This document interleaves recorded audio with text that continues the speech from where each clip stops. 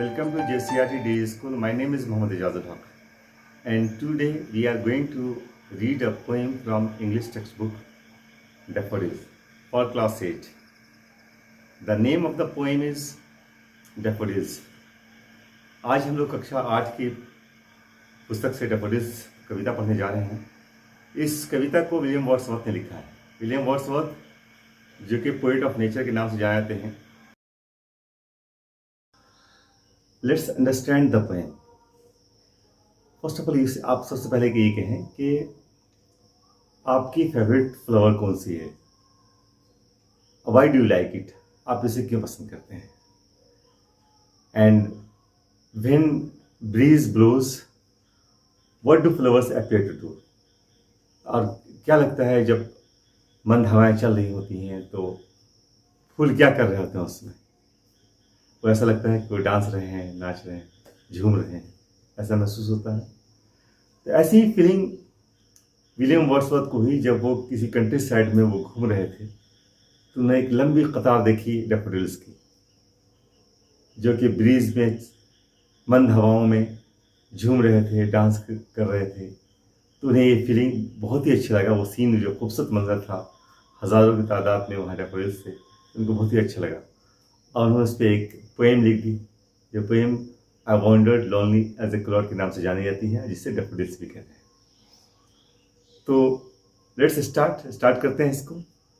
I wandered lonely as a cloud, मैं घूम रहा था अकेला एज ए क्लाउड, बादल की तरह। मैं तन्हा घूम रहा था बादल की तरह। That floats on high over vales and hills, जो कि तैरता है ऊंचाइयों में, वादियों और पहाड़ों पर। मैं एक ऐसे बादल की तरह घूम रहा था, मतलब मैं कहा कि बिना किसी मकसद के एमलेसली घूम रहा था, तो वैसे बादल की तरह जो कि वादियों और पहाड़ों पे घूम रहा होता है। When all at once I saw a crowd, तब अचानक मैंने देखा एक हुजूम। क्राउड कहते हैं हुजूम को, भीड़ को। ए होस्ट ऑफ गोल्डन डैफोडिल्स, एक हुजूम सुनहरी डैफोडिल्स का। डैफोडिल्स नरगिस के फूल को भी कहते हैं, इंडिया में हम लोग नरगिस के फूल को कहते हैं, लेकिन ये डैफोडिल्स जो आमतौर पे जो है वो यूरोपियन कंट्रीज में जो है वो खिलते हैं ज़्यादा। Beside the lake beneath the tree, झील के किनारे, पेड़ों के नीचे। Fluttering and dancing on the breeze, fluttering and dancing, झूमते हुए और नाचते हुए मंद हवाओं में। तो ये पहला स्टेंजा जो है वो सीन को दर्शाता है, जिसमें पोएट जो है वहाँ एक लंबी कतार देखा उन्होंने डैफोडिल्स की, तो उन्होंने उसकी फीलिंग जो है उसको दर्शाता है। अब आते हैं दूसरे स्टेंजा में।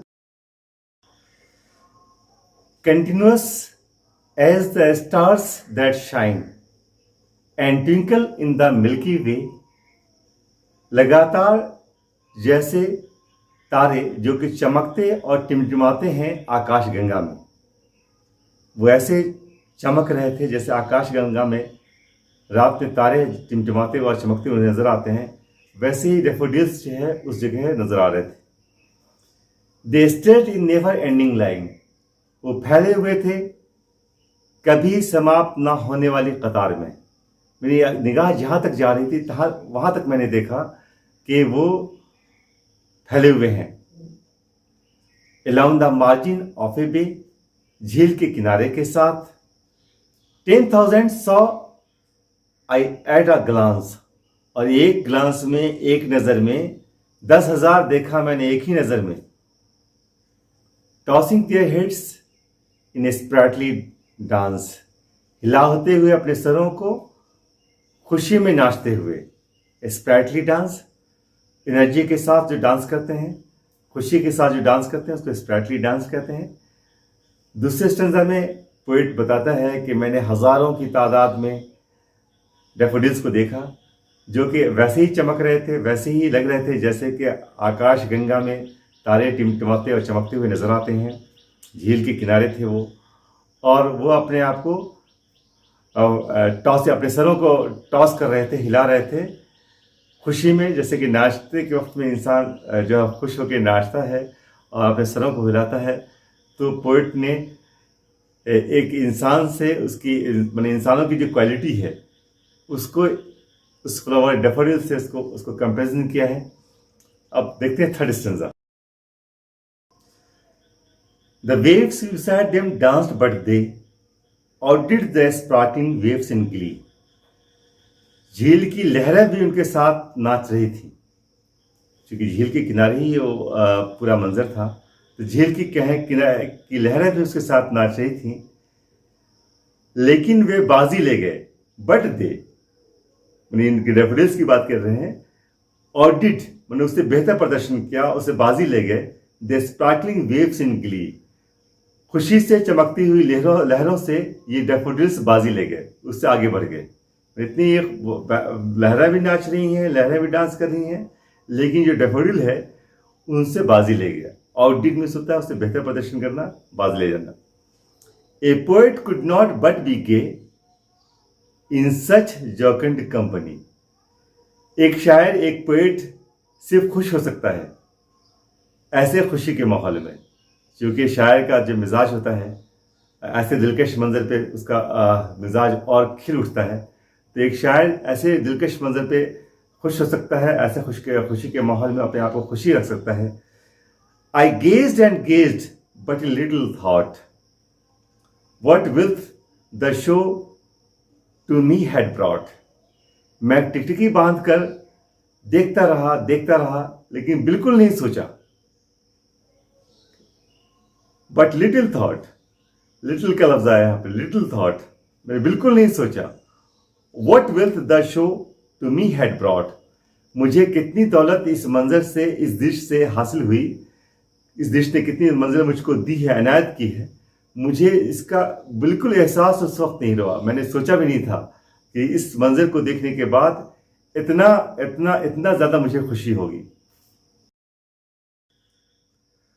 For oft when on my couch I lie, in vacant or in pensive mood, अक्सर जब मैं अपने सोफा पर लेटा रहता हूँ, खाली जहन होकर या शून्यचित होकर के, जब जहन एकदम खाली होता है या मैं किसी सोच में होता हूँ या किसी गम की हालत में होता हूँ, they flash upon that inward eye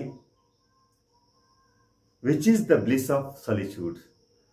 इनका जो दृश्य है, वो दृश्य जो डेफोडिल्स का दृश्य है, उनका जो ख्याल है, उनका जो तस्वुर है, वो आ जाता है मेरे मन में, उसका तस्वुर आ जाता है जो तन्हाई में राहत का देता है, मुझको राहत का सबब बनता है। वो जब मैं अकेला होता हूँ, सॉलिट्यूड में होता हूँ, तो ये एक ब्लिस है, एक राहत है।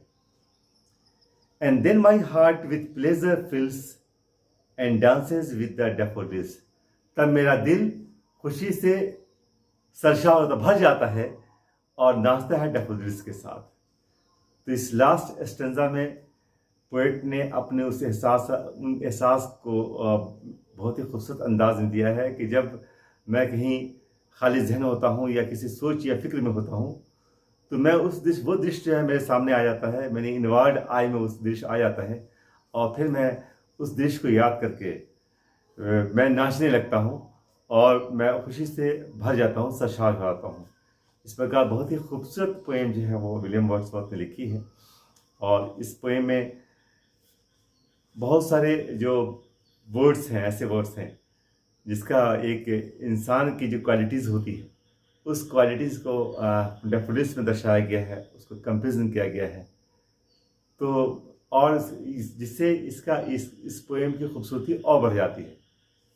तो दूसरे जो वीडियो लेसन होंगे उसमें हम लोग इसके कुछ फिगरेटिव स्पीच जिसको कहते हैं हम लोग, फिगर्स ऑफ स्पीच, जिसमें हम लोग सिमिली का प्रयोग किया हुआ है या मेटाफोर का प्रयोग हुआ है या पर्सनिफिकेशन है, मतलब इंसानों की क्वालिटी को नॉन लिविंग चीज़ों में या फ्लावर्स में जब देखी जाती है, तो उसका इसमें एक्सप्लेन किया गया है, तो उसके बारे में बात करेंगे।